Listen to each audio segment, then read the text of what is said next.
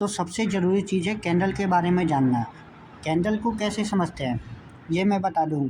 Candle में एक तो होता है बायर का पावर, एक होता है सेलर का पावर। तो सबसे पहले कोई हम कैंडल बनाते हैं, पहले आपको ग्रीन कैंडल से हम इंट्रोड्यूस करते हैं। मान लीजिए ये ग्रीन कैंडल है, ठीक है, ये ग्रीन है, ठीक है। इसमें ग्रीन कैंडल में एक तो होगा बॉडी, यहाँ से यहाँ तक ये बॉडी है, और ये है विक, जिसे बोलेंगे विक। ऐसे ही ऊपर ही ये विक है। आप इतना तो समझ रहे होंगे। अब इसमें मैं एक चीज़ बता दूं, ओपनिंग कहाँ पे हुआ है, क्लोजिंग कहाँ पे हुआ है। इसमें ओपन हुआ है मार्केट यहाँ पे, ठीक है, क्लोजिंग दिया है यहाँ पे। ग्रीन कैंडल में यही होता है। और हाई तो आपको पता ही है, हाई हमेशा ऊपर रहेगा और लो हमेशा नीचे रहेगा, चाहे वो कैसा भी कैंडल हो। इसी को बोलते हैं OHLC, open high low closing, ठीक है। मेरे कहने का मतलब है, अगर ग्रीन कैंडल है तो ओपनिंग नीचे से देगा अप साइड के लिए, और वहीं पे रेड कैंडल होता तो ऊपर से नीचे के लिए क्लोजिंग रहता, ठीक है। तो ये मैं कैंडल बनाऊं पहले, तो देखिए पहले कैंडल ऐसे होता है।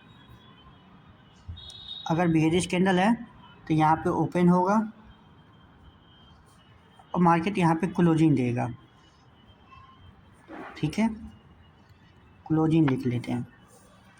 और इसमें वीक पहले तो मार्केट मान लो यहाँ लो लो जाते गया है, और इसमें बायर फिर से इसे रिटर्न कर लाए। जैसे मार्केट नीचे जा रहा था, बायर इसे लाके यहाँ पे क्लोजिंग करा दिए। शुरुआत में ऐसे बायर ऊपर लेके जा रहे थे, ऊपर लेके जा रहे थे, और सेलर ऊपर से धक्का लाके यहाँ तक लाए, फिर और नीचे लाए हैं, और नीचे लाए हैं यहाँ तक, फिर यहाँ से यहाँ। तो मेरे कहने का मतलब ये है कि रेड कैंडल ऊपर ओपन होगा, यहाँ पे ओपन होगा, और क्लोजिंग यहाँ पे देगा, ठीक है। तो बस यही दोनों डिफरेंस होते हैं ओपन और क्लोजिंग में। अब अगर इसमें आप सपोर्ट एंड रेजिस्टेंस मार्क करना चाहोगे, जैसे कि मान लो ये कैंडल जो है 1 डे की है। 1 डे समझ रहे हो, मतलब एक दिन में जो कैंडल बना है वो। अगर आप इसमें सपोर्ट एंड रेजिस्टेंस मार्क करना चाहो तो सबसे पहले एक सपोर्ट यहाँ पे बनेगा, एक सपोर्ट इसके लो पे बनेगा। ये सपोर्ट बन गया, रेजिस्टेंस है कि यहाँ पे बनेगा, एक रेजिस्टेंस यहाँ पे बनेगा। मतलब इन दोनों पॉइंट से टच होते हुए, जैसे यहाँ पे टच हो, यहाँ पे टच हो, यहाँ पे और यहाँ पे मल्टीपल टाइम मार्केट में बायर और सेलर्स एक्टिव थे। लेकिन जैसे यहाँ से मार्केट की सेलर की पावर आई है, सेलर की पावर आई है, यहाँ से बायर की पावर है, बायर की पावर है, तो आपको ऐसा समझ में आ जाएगा कि यहाँ पे डिमांड है, यहाँ पे सप्लाई है। अब आगे ये सब चीज़ें हम समझेंगे, डिमांड और सप्लाई कैसे होता है। ये आपने OHLC जो मैंने अभी बताया कैंडल क्या होते हैं, इसे मैं प्रैक्टिकल के लिए आपको ले चल के यहाँ पे चार्ट पे दिखाता हूँ। अब एक कैंडल देखिए, चलिए आप ये रेड कैंडल से शुरुआत कीजिए। ये रेड कैंडल है, यहाँ पे ओपन हुआ है, यहाँ पे क्लोजिंग दिया है, ठीक है। ये लो है, और ये विक देख रहे हो वो ये हाई है, ठीक है। तो बस इसमें इतना ही जानना होता है। यहाँ पे ओपन आया है, मार्केट डाउन कर दिया है, फिर अगले दिन मार्केट ने इतना इतना जो ये जो गैप बचा है, ये आप क्या कहोगे, इसे बोलते हैं गैप। मार्केट ये अभी भी गैप बचा हुआ है बीच में। मार्केट तो यहाँ से यहाँ तक, मार्केट यहाँ से यहाँ तक गैप डाउन किया था, लेकिन मार्केट यहाँ तक रिवर्स भी किया है। तो बस इतना ही गैप बचा हुआ है अभी। तो गैप भी समझ गए आप यहाँ पे कि गैप क्या होता है। तो अभी आप इतना ही समझो।